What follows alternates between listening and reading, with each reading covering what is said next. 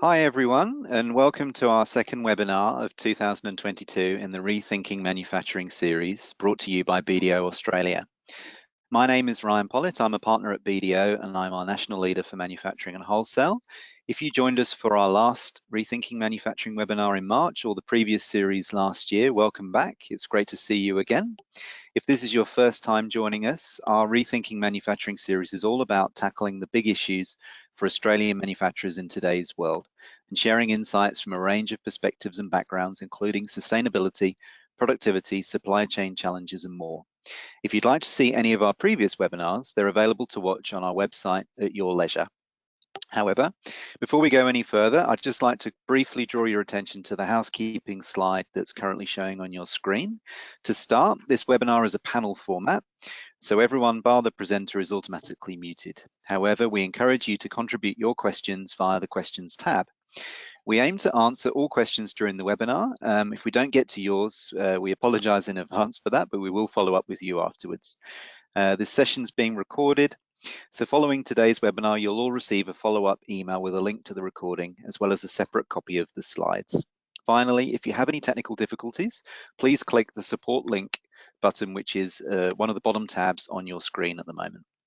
So in today's webinar, we're going to be talking about supply chain for Australian manufacturers. The past 2 years has seen significant disruptions to our global supply chains and in turn, flow-on effects to almost every industry. Supply chain disruptions have resulted in uncertainties in the global economy, higher costs in each industry and increased inefficiencies. In Australia, we rely heavily on global manufacturers and importing resources, and with constraints in the global supply chain, our government and industry leaders are now looking ahead to relieve some of these pressures. In this session, we will explore these issues as well as dive into optimal models for supply chain resilience and emerging government grants and incentives for onshoring. So I anticipate that this will be an exciting and interesting session. And on that note, I look forward to introducing you to our panelists today. And you can see them all on screen with me. And first of all, I'd like to welcome Tim Gray, who's the Managing Director for Profit Systems. Welcome, Tim. Profit Systems provides supply chain planning solutions to help businesses understand, manage, and optimize their supply chains in order to increase efficiency and profitability. Tim notably has delivered an average ROI of over 418% across 78 clients and has run 12 manufacturing and distribution companies. So as you can see, his extensive experience is most welcome on our panel today. I'd also like to introduce Michael Garli, who's the National Operations Manager for Jost Australia. Jost Australia is a leading supplier of parts and components to the transport industry with a focus on heavy transport needs. Jost has dozens of locations around the world, and Michael will be providing wonderful insights into the supply chain concerns of a global supplier. Welcome, Michael. Hello. Finally, we have Bill Cole, who's a partner at BDO in Australia with a focus on international trade. Skilled in all aspects of transnational commerce, Bill has particularly strong skills in the analysis of border regulation as it affects business models and cost outcomes. Welcome to you as well, Bill. Good morning. Okay, so we'll kick off the discussion with a bit of scene setting. Look at the current situation of the market. So while the world is starting to learn to live with COVID-19, continue vaccinations and settle into a new norm, it has been warned that Australian retailers may expect supply chain issues to continue for up to 18 months. There's been a shift for many retailers from just-in-time inventory models to just-in-case, and stockpiling inventory is increasingly common. So perhaps, Tim, if it's okay, I'd like to start with you. Could you just talk us through some of the supply chain issues that have emerged as a result of COVID-19 and what has exacerbated these issues in the past 2 years? Certainly, thanks, Ryan. There were some quite dramatic changes that happened as we became familiar with COVID. We saw, firstly, air freight almost immediately that commercial airlines or passenger airlines were grounded. We saw air freight increase by 5 times, and it was just simply there weren't enough planes available because commercial carriers often take extra cargo in the holds. So air freight immediately went up. It took shipping quite a lot, many months later, to follow suit, but shipping has actually peaked at about 10 times the price that it was 2 years ago. and even now we're hearing customers acknowledging that at times their sea freight is 1 to 2 months late, and they might be paying $10,000 for a container that previously they might have paid $1,200 for, and that container gets booked on a ship and then gets bumped because of spot price war, where people are desperate to get their products and they will pay $20,000 or more for the same container spot. So just having your container booked and committing to your 10 grand is not enough. And so that creates a kind of an environment we haven't seen. What I like about the graphic that you're showing here is this was just from a few days ago, and this is a representation. Each one of those dots is a cargo ship sitting off the coast of China. It is absolutely staggering when we consider 25% of the world's ships are idle. You know, so again, 25% of the world's ships are idle, and yet we're paying more than we've ever seen for sea freight. In delays around China, because of specifically around China, with the most recent lockdowns, and they're pushing hard for zero COVID, we've seen delays in Chinese ports increasing by 500%. Now, 10% of the world's sea freight is stuck in Chinese ports, so what you're looking at there is 10% of the world's ships, and remember, 25% of ships are idle. So just helping you visualize that, there's 25% of the ships around the world, or 2.5 times that amount, are sitting idle because there's no point in them even setting sail for China. So we've got a bit of a bottleneck here, and it's not just China. It would be wrong to imagine that. There's been just incredible knock-on effects all the way through. In fact, some of the knock-on effects that you don't hear about directly, but we're all starting to feel, was during the early days of lockdown, people started to work from home, and the desire to do things like renovate became increasingly attractive, as you have to stare at the same four walls and you remember, that's right, we're going to do that. So we started seeing, it wasn't immediate, but we started seeing a gradual increase in renovations, and that is escalated all around the world to a point where timber is now 54% more expensive than it was a year ago, and in most cases it's simply not available. So, and that timber shortage is driven largely by home renovations all around the world. The next knock-on effect, concrete is 28% more expensive than it was last year. Steel used in fabrication for homes is 43% more expensive, because as builders can't actually use timber, it's not available, they're using steel. We now find the steel foundries around Australia are reporting having capacity backlogs, or they've got a year's worth of work on their books already, and every day there's more coming, and they cannot keep up with demand. And then you look at the ships and you realize, well, they can't get supply either. They can't actually get the raw materials in. So we're in a bit of a pickle. Yes, to say the least, Tim. That's very sobering, I think, especially when you see the graphic laid out like that. It's fascinating to see it in that way. Thank you for setting the scene for us there. And Michael, maybe I can come to you next. Could you add to this from your perspective as a global supplier? What sort of disruptions are you seeing from Joe's perspective, both in Australia and globally? Look, from my side, Tim, you said 1 to 2 months in delays. And I think the big thing for me, is the haphazard supply. We've gone from 3 to 4 months lead times for stock arriving into Australia. That if that had blown out to 6 or 7 months, that'd be something that we could manage if it was consistent. Our biggest issue is it goes from 3 to 7 months, back to 4, back out to 6, and you don't have any reliance, a surety that we can continue supplying with our constant demand. I guess the other big thing for me is the irrationality of our customers. In the transport industry, Australia will sell approximately 14,000 to 15,000 trucks this year, which is something that was known and planned for. And our trailer builders and our truck manufacturers will build only what they can build, which will be in that sort of 14,000 to 15,000.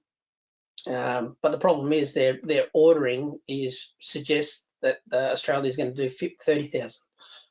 That's been the biggest problem for us, is that balancing that supply with the unrealistic demand, and then also the supply that's been of haphazard nature. Yeah, that's really interesting, Michael. Thank you.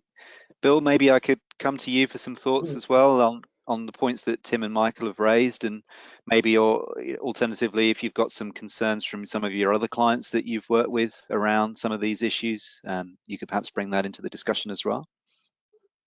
Well, I was going to say, I'll that last point's a really interesting one, and I'll get to it in a moment. But the having looked at this in terms of the before, during, and well, we're still in the during. The fact is, it's a perfect storm of issues. The global supply chains were not faring too well prior to COVID. We'd only just recovered from the GFC in terms of volumes of international trade. In the interim, there'd been a number of significant failures, certainly in the Asia Pacific region, in terms of shipping lines, which led bizarrely to a collapse in prices around 2015 for shipping. The rebound, of course, has been dramatic for all kinds of reasons. Obviously, COVID is one of them. Not just the operation of ships themselves, but I mean, if you think about port efficiency, we've struggled in this country for many years around port efficiency. Add upon that the layer of not having staff, of having shipping delays and clumping of arrivals. So the diagram shown by Tim is an interesting one, but it's hard to understand. But at the same time, as ships are lying idle, when the opportunities arise, they don't have the scheduling that they did in the past. So we've got multiple arrivals. We've always got ships standing off in ways that probably they didn't in the past. The geopolitical tensions are also influencing sea routes. So we've got more congestion in a smaller number of sea routes. The final bit for me, in a high level sense, are the economic shifts. So, the trade problem that Australia has, as an example, with having China as a very, very heavily weighted source of goods, is exacerbated again by that diagram. If 1/3 of our trade is going to be with China, then obviously any disruption in China is going to cause us problems. If you add to that the thousands of shipping containers that are stuck on the west coast of the US because nobody will ship them because the differential in cost is something like $10,000 between an empty and a full. So it goes and so it goes. The system, ladies and gentlemen, I think can be reasonably characterised as broken. As a result of that, building more ships, which is going on, and building more containers of itself is not the salvation of the circumstance. Fortunately, a lot of governments in Australia are beginning to understand that in terms of looking at their logistics and distribution. The other thing I'd add to it is that businesses traditionally have not thought about international trade and international supply chains as a key driver of businesses. It's only when the plug has been pulled that everybody's dependency and lack of strategy in this area has really been brought to the fore. So in terms of reasons, Ryan and audience, I think that draws a circle around the things that need to be considered. The fix, of course, is another set of discussions. Just to add to that, Bill, you've got our reliance on China directly, but we're also seeing it with our other suppliers from Africa, South America, North America, and Europe. That because they've got a reliance on China, the delays often come 3 to 4 months after we've hit with our first wave of delays. Sorry, Michael, I didn't get to that point that you made at the end of your conversation. You're absolutely right. The point I wanted to make about what you said about expectations of customers and the like is that we have no integration in our supply chain. So you're right. If you've got intermediate goods going into a manufacturing process that then go to a final customer, the fact is that you only need to break the continuity in one place and the whole house of cards falls over. The discussions between buyer and seller, supplier and fabricator, etc., as part of the fix to this kind of stuff, really need to be integrated, and that is a degree of strategy and, I suppose, procurement refinement, again, that most of our businesses really haven't exercised in the past because we haven't had to. Absolutely. Yeah, I think there's some really fascinating points coming out of that, and we'll touch on that as we move forward through the discussion, as getting into some of the things around reliance on China. I think that's a really interesting aspect, and you've already touched on some of the impacts of what we've seen in terms of both on consumers and businesses. Tim, you touched on the increases in prices that we're seeing in building materials. That's affecting everyone across various industries. Michael, you've touched on the impact that you're seeing in terms of customers' demands and being able to keep up with that. So I suppose it's pretty clear that, as Bill said, the system is perhaps broken to some degree. What can we do to fix that, I suppose, is the next question. And or at the very least, how do we deal with the current situation? So perhaps, Tim, I could come to you first on this. So Profit Systems focuses on supply chain planning. How far in advance are you suggesting that your clients currently prepare or plan? Yeah, well, there's not one answer for every customer. Some general rules really can apply a lot of benefit for most customers. I hear often people saying there's no point in forecasting, or there's no point in budgeting this year. It's just too up in the air, and I have to shake my head and just think, geez, if you're driving in a car at night, you don't turn the lights off because you don't have a very good picture of what's going on. I don't know about you guys, but I look really, really intently at what's going on ahead of me, even though I can't see very well. Good manufacturing practice in a lot of industries is really look immediately for where you have attention issues like breakdowns and stuff, but look in weekly buckets out 13 weeks, and then in monthly buckets out 18 months to 5 years, depending on your industry. But typically monthly views or snapshots out 18 months works really well for most businesses because it gives them a chance to step through the budgeting cycle with no extra effort. They just get into a rhythm of looking up. And I liken it for people that aren't used to this as lifting their line of sight. What happens with most people when they're using their ERP systems and histories of record is they're effectively trying to drive their business by looking in their rear vision mirror. And when times of panic occur, we tend to get really, really focused on the immediate, and we're looking at what's now and which customer is going on the machine next or going onto the dispatch truck next. And it's too late to navigate. If you're driving in a race car, or when you first drive, you tend to look at the car in front of you, and the police, pursuit teach their drivers to look 5 cars ahead. The faster you go, the more important it is to look further ahead. And for me, the analogy of the volatility at the moment is like we're traveling at super high speed, or maybe we're not, maybe the world is, but we need to lift our line of sight. We can't stop needing to look at, if you do hear a bump, you've still got to look in the rear vision mirror and check out what you hit, just in case. We certainly don't want to do that again. But some of our attention should be on the dashboard, but only fleetingly. It's really got to be raising the line of sight. And to do that, if your business used to run a monthly review and look in arrears at how did we go financially, we should also be looking at, that should be like 10% of your time and focus. And the rest of those meetings should be looking at what's coming in that kind of monthly view.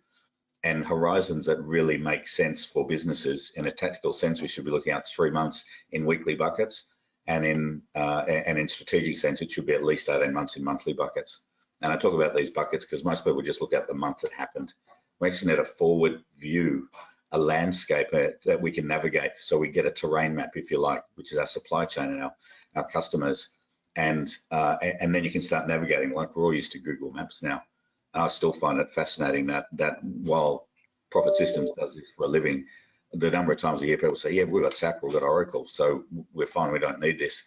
But when you look at what they do, they're still looking in the rear vision mirror. And it's really important to navigate by having that picture, so you can see, damn, maybe we've got 6 months of stock, but if we hit that 7 months of delay that Michael was talking about, what are we going to do? How are we going to navigate that? Can we fly components out?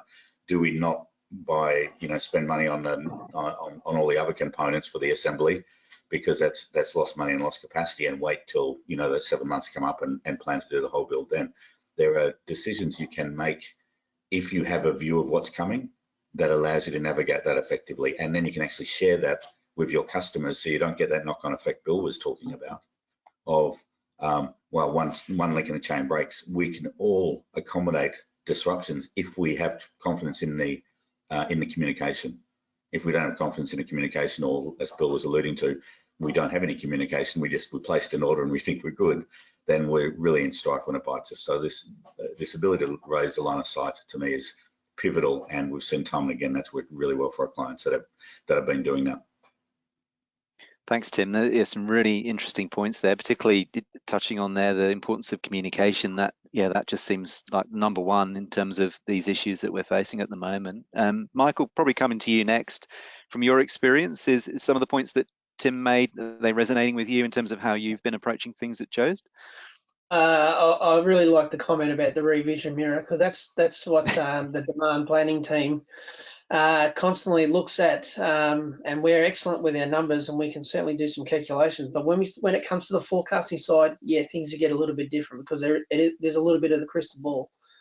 I guess just touching on a point that Bill made, we talk about that integration between customer, us as a manufacturer, and our suppliers. We don't have it, and that's something we desperately need when we sort of in terms of a model that we need going forward. I guess the biggest thing for us always comes back to relationships. Without that integration, or without that modeling, or without that data transfer, it goes back to quite a simple back to basics in having a relationship with their customer, having a relationship with the supplier, and trying to share the information from one end to the other to try and help build a better model, to see these bumps in the road, as Tim pointed out earlier, to look ahead. I guess from our side, we start looking ahead, once a year for three years in advance. We also start to, as we get a bit closer, within a year, we start to really bed down what we're expecting. I guess the challenge from a forecasting point of view is forecasting in terms of dollars, and there's also forecasting in terms of units, and the unit side is quite tricky.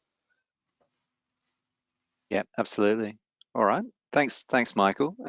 Bill, did you want to add anything? Yeah, sorry. Ryan.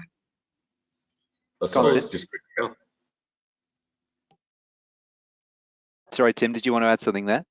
I'm sorry, I was getting excited by something Michael said. Sorry to cut you off. Okay, no, go on. What did you want to say? Go ahead with it. Yeah, Michael just made the point about forecasting in dollars, and at the end of the day, the clients do not care if we forecast their annual spend well. They really don't. They care when we don't have their product in stock. So this notion of top-down forecasting at a dollar level, it's good for making sure that the accountants know what coin they've going to have in the coffers, and that's essential. It's good for making sure the sales guys know what commission they can expect. It is no good for supply chain. We must have product level, or at very least raw material level forecast to be usable. Now, there are techniques you can use to explode that from financial, but the focus is wrong. We should be focusing on what our customers want, not how much money we're going to make from them. It's just fundamentally missing the point, and it's only satisfying a small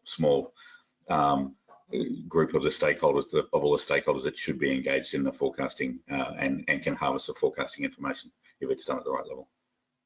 Yeah, great point. There's my rant. No, great point. I mean, in these days of such volatile pricing as well, if you lose sight of what the actual customer wants, and in terms of the quantities, you're not going to fulfill their needs, and we're missing the point, as you said. So I think that's a really valid point. Bill, did you want to come in on anything that Michael and Tim have just said? All of it rings very true with the conversations that I've had. But I'd like to point out, though, that there's some interesting hierarchies emerging out of supply chain disruption. So obviously, not everyone is doing it as hard as others. There's a stratification going on imposed by freight providers, imposed by providers of goods and services, and in a time of shortage, in a time of limited opportunity, and driven by freight or availability or whatever you like to call it, I've had a number of comments from businesses who say, "Well, I haven't been experiencing the kinds of problems that my competitors have." Okay, why is that? Is it because you're a regular customer who pays on time? Yes. Is it because you discuss your needs with your suppliers? Yes. There are a number of, if you like, basic business tick the box kind of behaviours that seem to be creating a floor, a base level of businesses that, if you like, when things are moving, they typically rise to the top of the priorities. In the freight industry, for instance, Tim's rightly pointed out that we've effectively got a bidding war now, but that's been driven in the main by the collapse of, if you like, the middlemen in freight. So the freight forwarders who just have a telephone and an office and if you like, broker freight between shippers and customers are diminishing in importance. There's a lot of direct sell now in terms of freight, and what that means is that the shippers are not interested in any other factor other than who will provide them with volume and consistency. And it is, if you like, pushing that side of the equation very much into the arms of the large end of town. As I would argue, most of international trade sits normally in the large end of town in terms of advantages. So they can outbid and they get preference and the like. So one of the business questions, particularly at the SME level for me, is how do you move yourself up that hierarchy of preference in terms of your suppliers, in terms of how you arrange freight. So obviously me as the 10 unit a month person is not going to do as well as the 100 unit a week person.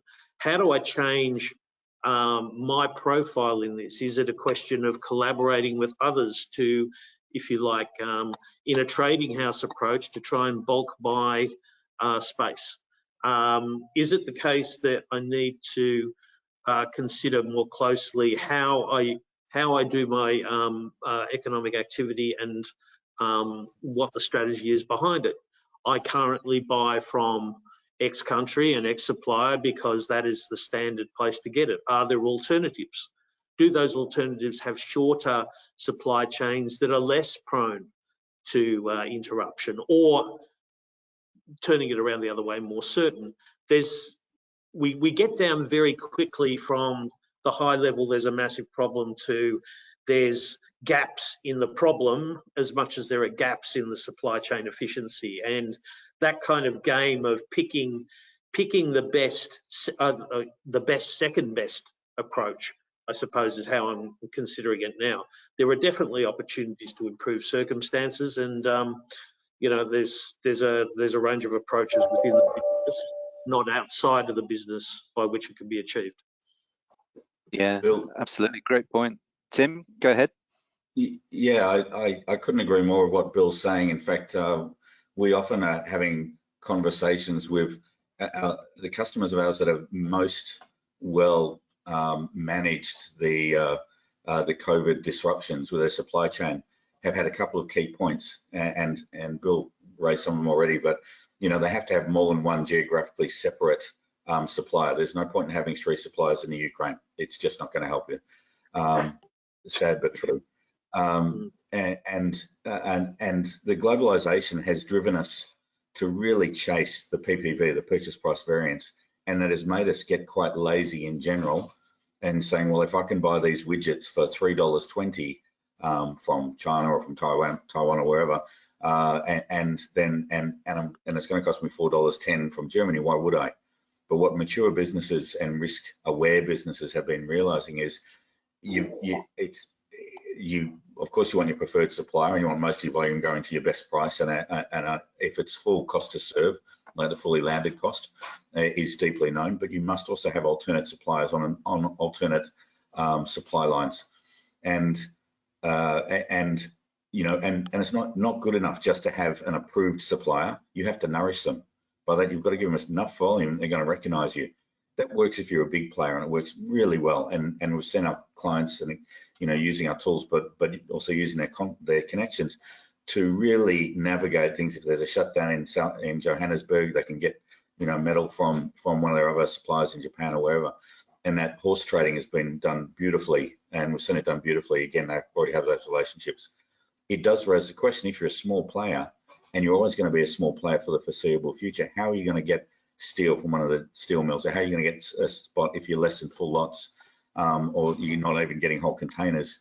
How are you going to get noticed in the supply turmoil at the moment? And I believe what Bill said is exactly right. We have no choice but to get buying groups. Hopefully people in your same country. There's not a lot of point again of having someone with you get the steel and someone has to go to New Zealand, someone here. It's got to be with local partners, or look to collaborate and establish and nourish a local buying hub.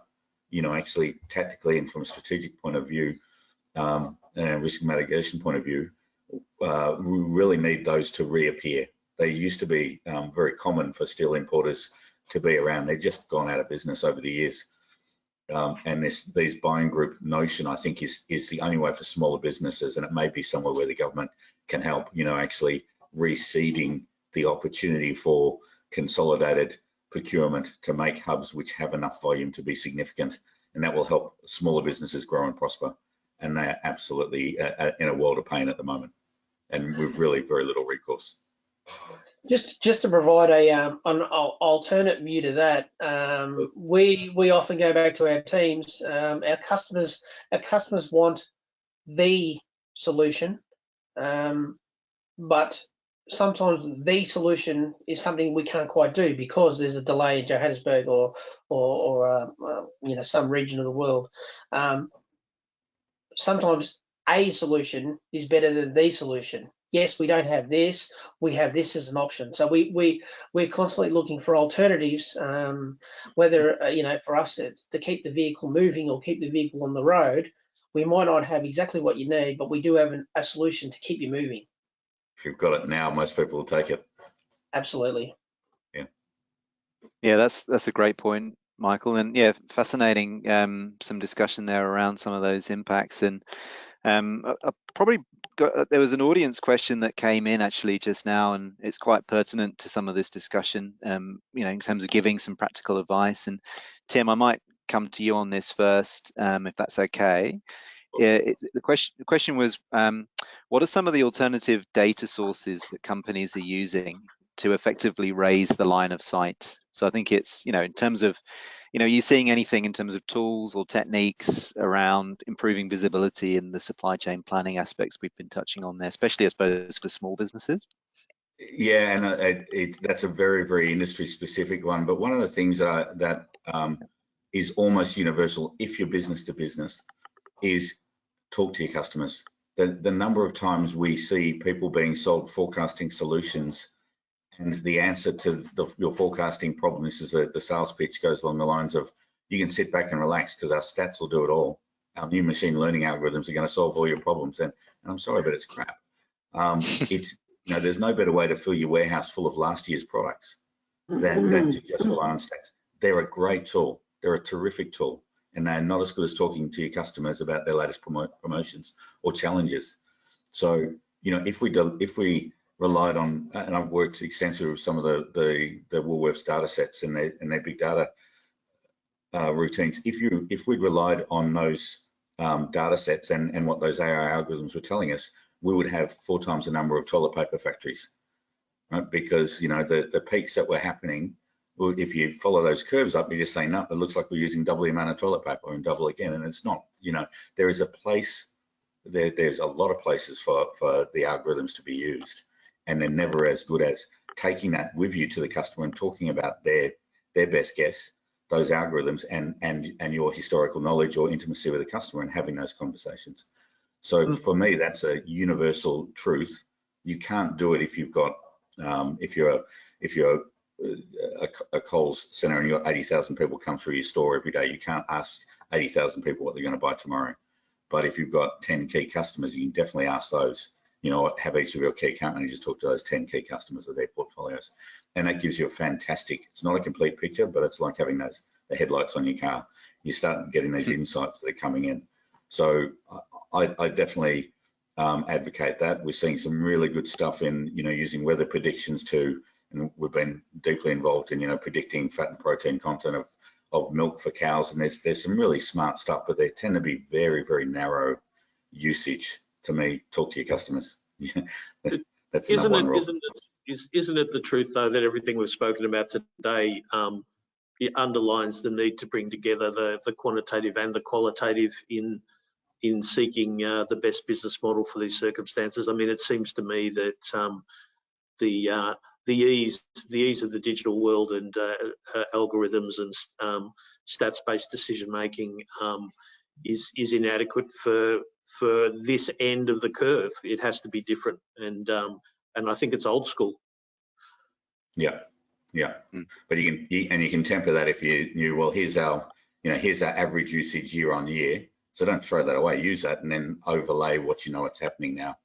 So I think you just said it. You know, you've got the stats and the data and your knowledge and the information communication about what's happening locally, how to manipulate it and interpret it. Often what we find, you know, Tim, you talk about raising your line of sight. We have the plans for what's going on in Australia or Australasia. We'll also look to what problems our parent company or you know, what's going on in Europe at the moment. Now that has no effect on what's happening internally in Australia. However, that problem will slowly make its way to us, and that gives us a bit of an understanding on what to do in that when it reaches us. It is interesting how the different regions can flavour your perception of what will happen, and you can start planning for it. You know, then it becomes more about when will we see that effect and how big will it be, rather than, you know, just being blindly that we're independent. So it's great. It's a magnificent point, Michael. I'm not going off point too far, but I do need to share with the participants that when during the GFC, I was consulting for a pretty major car company in Australia, and they, in the entire global world of this car company, they were the only ones making money. They were, they had people waiting 6 months for their models, etc. But the factory planned units for Australia were X. They needed X times 1,000, and the global position wouldn't change to accommodate the needs of the market. So this immensely profitable business unit was hung out in terms of getting inventory. It was an extraordinary situation. Yeah, absolutely. And I think, you know, it really resonates in terms of the discussion that we've been having. And I probably want to bring in another sort of line of thought as well as to what place government has in some of this. And, you know, Bill, maybe I'll come to you first on this. We've seen, obviously, you know, Australia's been negotiating free trade agreements over the past few years. Recently, obviously, there was one with the UK, with seeking to encourage open trade across borders. But at the same time, as we're seeing in the lead up to the election in just over a week, both parties are putting forward a lot of direct investment in terms of grants or incentives. Actually investing in manufacturing companies to support bringing more manufacturing back onshore, you know, and shoring up local supply chains, I guess, in terms of that. Can you see, you know, those two approaches in terms of both encouraging free and open trade across border, but also bringing more manufacturing back onshore? Do they align in your view, or are they sort of cross-purpose to some degree? To what extent should we be trying to onshore manufacturing again? Bill, did you have some thoughts around that? Well, I was going to say I'm desperately trying to digging up the old neoclassical economics of free trade and everything else being the incentive to create smart and efficient manufacturing in particular niche areas. Clearly, it can do that, and it has done that in Australia. I think we've got to start looking at these things differently, though. So Australia, quite frankly, has very, very narrow trade policy settings. We've basically got free trade agreements, and we've got contingent protection, anti-dumping, etc. And that's about it. So putting all our eggs in the basket of free trade agreements is great in the sense that we create markets. I mean, quite frankly, we've given up a lot of the tariff protection over the years as a unilateral activity. So, and that's resulted in particular economic formations here. The free trade agreements definitely provide opportunities for, if you like, a backwash of foreign direct investment and other economic interactions back into our economy. I think that's probably something that we need to understand better. It's not about tariffs now. It's really about getting the IP and the investment into our country, which is extremely well positioned under these frameworks to be a site for exporting into the region, etc. We've got very well developed links like that. So the idea of manufacturing and other value-added activities occurring in Australia as a result of better foreign direct investment is something I definitely think needs to be promoted. If we look at the flip side of it, though, some of the chronic problems behind, I suppose, the low level of manufacturing activity in Australia is a direct result of resources, taxation, competition policy, and, if you like, manufacturing ecosystems. So government grants are great, but we need the skilled labour to perform the manufacturing activity. We need the presence of other manufacturers who do the widgets and the screws, because your machine is only as good as the widget you don't have and have to import from somewhere else. I mean, you know, do we just shift along a curve of dependency? It's got to be something different than that. And I think preempting the idea that everything has to be got a computer chip in it is demonstrably wrong. I mean, a lot of our activities have been brought to the knees in Australia because we haven't got potash. We haven't got a urea manufacturer. You'll all remember the difficulties that occurred around that. We need a diversified economic structure in Australia to support broad-based manufacturing. And you know, is that offshore sourced? Is it locally sourced? It doesn't really matter to me, but I think governments need to think long and hard about the fact that it's not just writing a check for a particular factory by a big company. It's got to be at the SME level, and it's got to be based on having all the bits in place. Some great points. Tim or Michael, did you want to come in on any of those? I don't want to dominate, but just a couple of quick things that I can't help myself. Sorry, Mike. That's great. I couldn't agree more with the SMEs. You comment about SMEs, and you know, we've got the most expensive ports in the world. They're certainly not the most efficient. Just by the nature of our geography, we have quite high transport bills, and without levels of automation, and some of the tax breaks you'll get in other countries near here. You know, within 8 hours flight of here, you can look and arrange like 10-year deals of no tax while you're establishing your business. It makes it incredibly hard to compete, and pools of cheaper labour. To me, the only way we can seed an environment that allows organic growth of small business so they can get to a point where they can be competitive on the world stage is to actually to give them tax incentives and to seriously promote automation. I still find it, I pull my hair out that the country that's spending the most on robotics is China.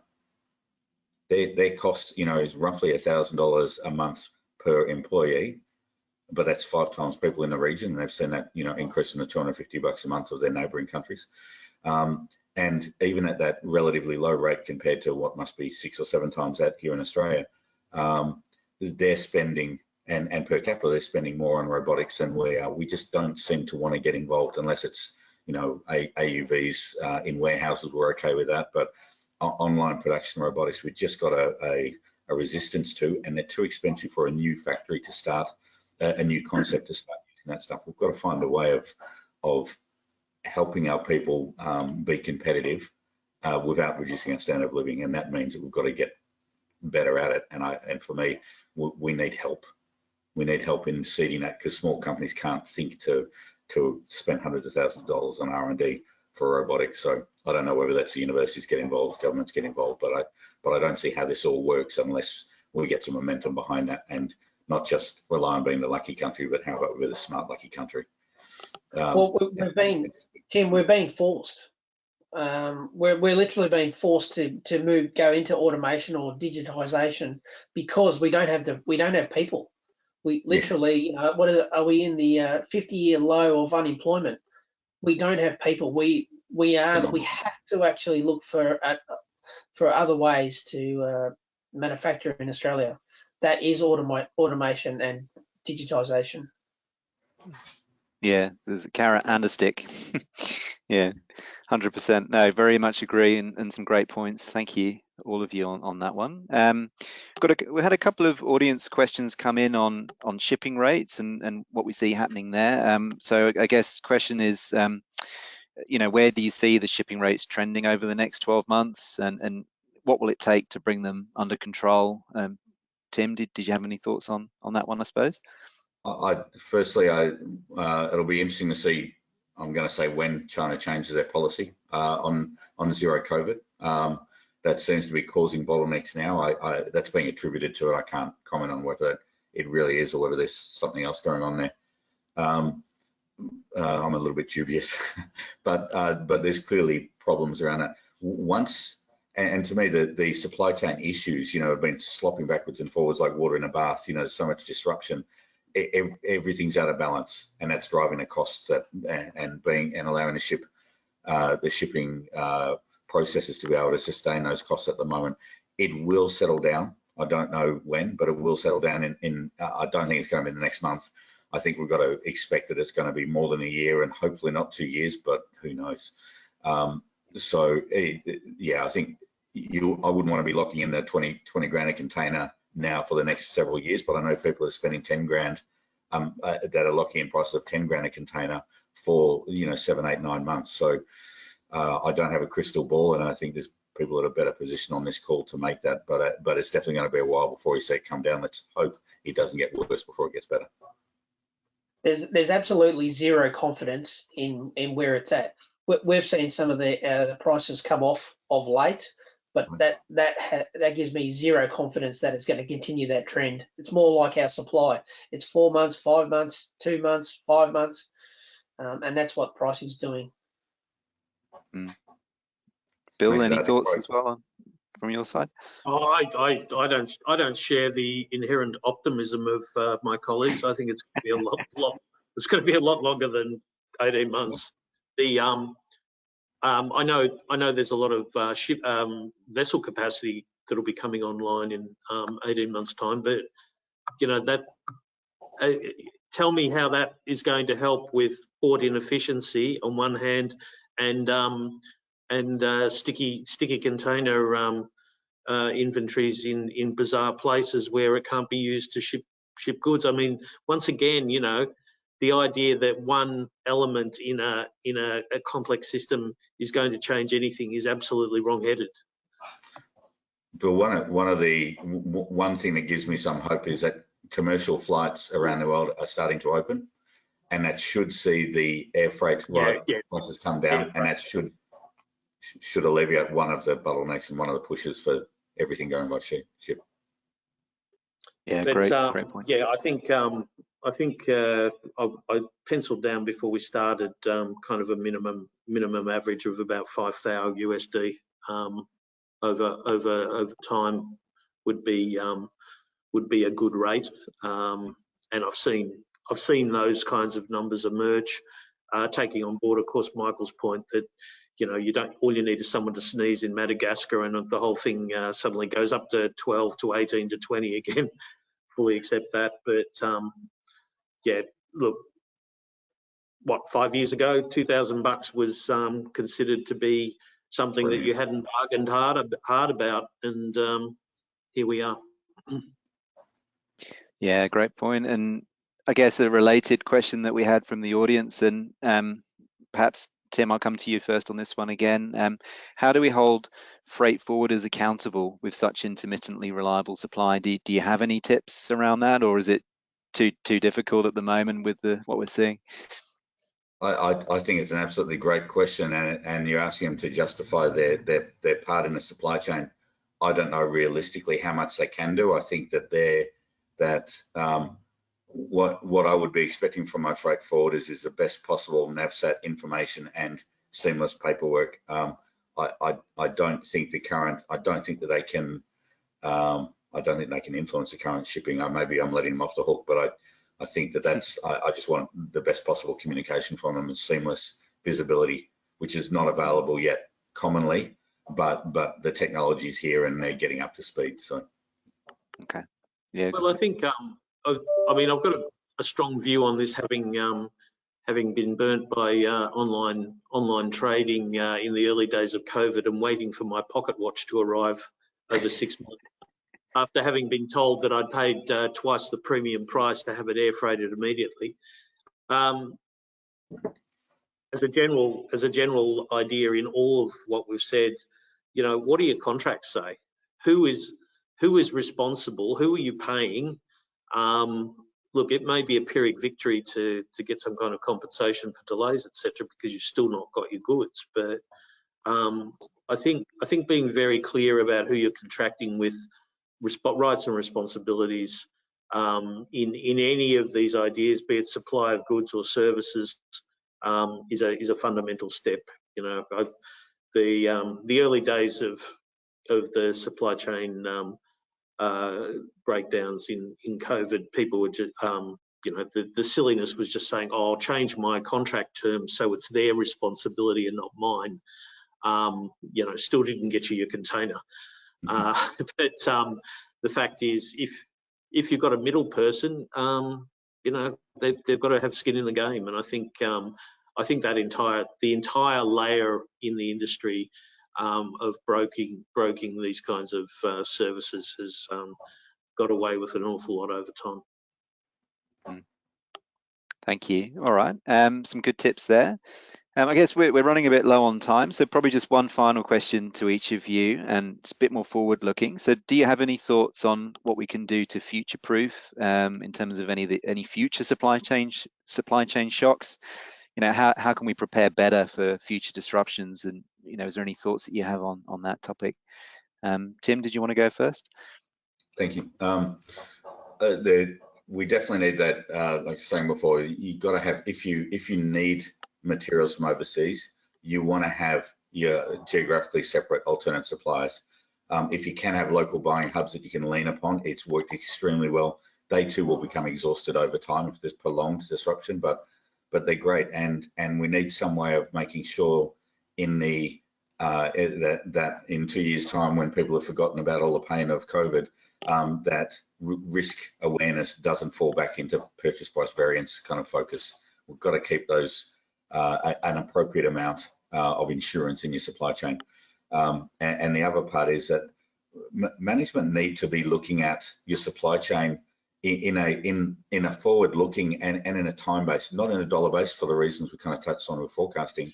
But I want to know if my critical materials, I want to know if I've got 47 days of the resin that I need or the raw materials that I need, the critical parts that will stop all of my customers getting serviced. If I can see that, I know how much insurance I've got, and I can start, if I see speed wobbles, we can top it up. Once the supply chain's dry, it's too late to say, oh, we should be running at 90 days of stock. Who's going to give you that on top of what you actually need? So, but when we start talking about days cover or forward cover, it actually changes the thought process. And so there's some really good stuff we can do about changing the conversations we have in the management team. It's too long have we been, supply chain has been kind of just behind operations in terms of the line of sight, and people are just, and it's been really easy and obvious for people to look at revenue growth and profitability as just one big bucket, or cost as one big bucket. Now it's in the limelight. It's time that we actually did that forward projection thing and look at what our supply chain means, where it is in terms of time. You know, what time protection do we have? That to me is where I see that's the next logical step for most businesses to take. There's steps after that, but that's where the biggest bang for the buck will be. Thanks, Tim. For us, Michael? where we have you have cross-functional teams, whether you have your silos of operations, finance, sales, engineering. For us, it's about developing that opening up our matrix network. So we have a network of what's local to us in Australasia, whether it's Southeast Asia, whether it's New Zealand. We extend that around the southern hemisphere to southern Africa and South America, as well as we overlay that with what's happening up north with Europe, China, and North America. Excellent. Thank you, Michael. Bill, final thoughts from you? Well, know your landed cost is my first and foremost economic measure. So you know, X works means nothing in this day and age. So if anybody in your organisation is saying they've got a good deal because it's $5 X works, just tell them to go away and think again. You have to know what it will cost and when it will come into Australia. But look, to boil it down simply, diversity management relationships. You've got to have, as Tim and Michael have both said, you've got to have multiple sources to keep you going, and that means that you've got, you know, more complexity. Okay, it's easier other ways, but that's number one in terms of feather bedding your operations. You have to manage this, and it has to be managed from the very top of the organisation. The days of being able to handball this stuff to maybe a junior manager or somebody in inventory to arrange with a freight forwarder are gone. You cannot rely on that as being any kind of proper operational model for a business that has any kind of international dependency. It must be managed. It needs a strategy. It needs an operational plan. And as I think Tim said, you've got to pivot. You've got to be looking at it more than once a year. And finally, the relationships, you know, you've got to know who you're buying from. You've got to know who you're selling to. Because when things go bad, you'll keep your customers and you'll keep your supply, or are more likely to do so if you can pick up the phone and say, look, we've been good with you over the years. This is our circumstance. How can we help each other? Excellent. Great. Thank you, Bill. Well, that brings us to the end of the discussion today, and it did seem to fly by. So thank you to Tim, Michael, and Bill for your valued insights today. I'm sure everyone will agree this was a great session. So please do feel free to reach out to us if you have any questions about what's been discussed in this or any of our previous webinars. And we'll forward you all a recording of the webinar and the slides, and you can also get them from our website. Please do join us as well for the final webinar in this series, which is on the 8th of June on productivity, which is about the productivity in Australian manufacturing, doing more with less. We'll discuss lean production and how to retrain, retain, and attract skilled workers. So before we close the session, there will be a short feedback survey that will launch once we close the webinar. We would really appreciate if you could quickly fill that out. It will only take you a minute or so, as we're really keen to get some insights to use in our future sessions. So finally, thank you to everyone for joining us today. Thanks for everyone who's watched this series so far and made it the success that it's been. We look forward to continuing discussions such as these in future webinars. But thank you to everybody. Cheers. Thanks, James. Thank you.